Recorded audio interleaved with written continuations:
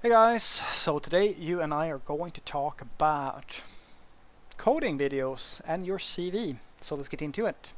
So the question in question was, Frederick, should I put how many coding videos I watch on my CV? And the short answer is no, but you can mention it in the interview. So the CV thing can be sometimes a little bit complicated.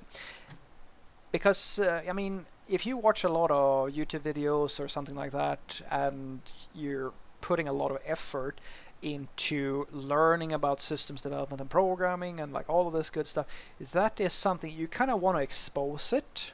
You want it to show to the employer because it does factor in. I promise you that it factors in. It's just that you have to be a little bit clever about how you tell the story, because some things seems weird in one context, and in another context that it's actually like a big boon to yourself. You can think about it a little bit as social media. So in certain case, whenever you see people posting things on Instagram or Facebook or something like that, certain events within their life is something that they will put in like a small little picture with a little bit of just a small caption or something like that. It's a very small event. It's something like, hey, we went to the beach. Ooh, like my picture, and I will make a duck face or whatever. And that's fine. But you would never take that sort of content and try to put that as a news article. It's just not. It's not going to work. There's too little content. It's a really weird format.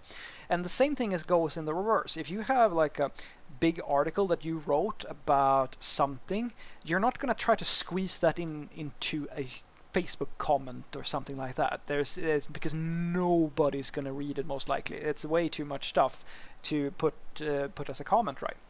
And the same thing goes for what you put on your CV. What you're looking for on a CV are things that are because when somebody goes to your CV, they're actually invested in trying to figure out how good you actually are. So they are already in a mindset where they're most likely willing to look at substance, things that are a little bit more than the daily things that you do, right?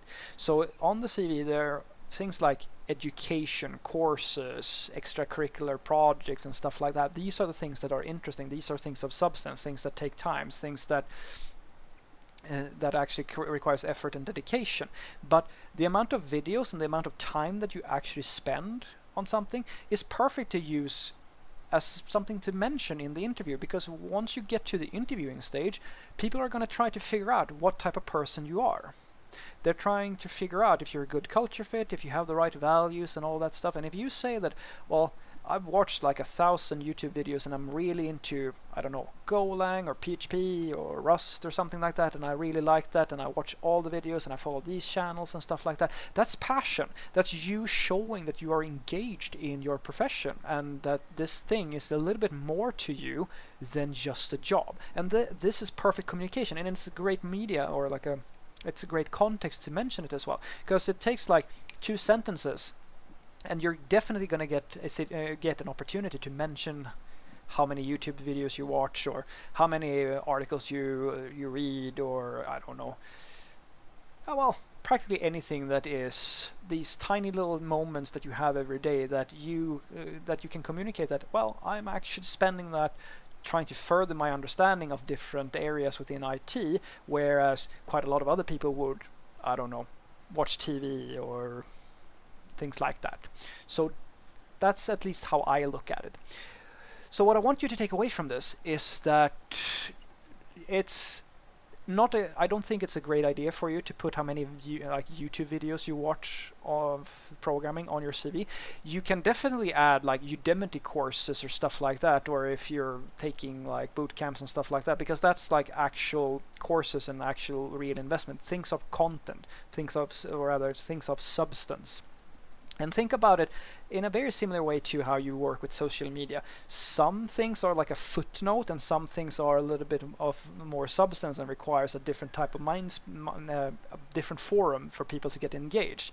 Posting a massive blog article on Facebook might not be the right thing. You might want to put that on Medium or like your own blog or something like that, but posting a small little footnote that you went to the beach or something like that is perfect. And the same thing goes here.